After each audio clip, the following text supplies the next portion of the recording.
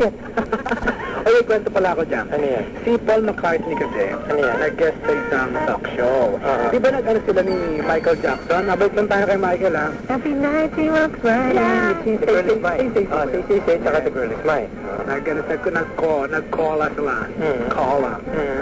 Sabi daw ni Paul McCartney, paano, tanong ng host, paano kayo nagkaroon ng collaboration nito ni Michael?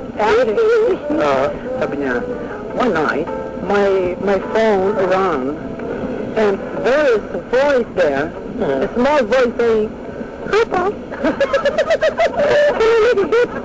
Okay.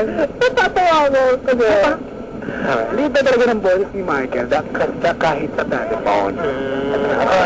Yun ang lagi niya nakakatanda. Yun ang naalala niya ka Michael Jackson talaga. Kasi ako, one of the boys ako dun sa Neverland eh. Oh my! Hi, Kiko. Hi, Kiko. Ikaw yun! Can you clean the roller coaster? Swerte mo naman.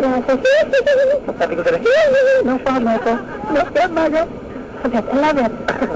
Ako barangay, tuloy-tuloy tayo.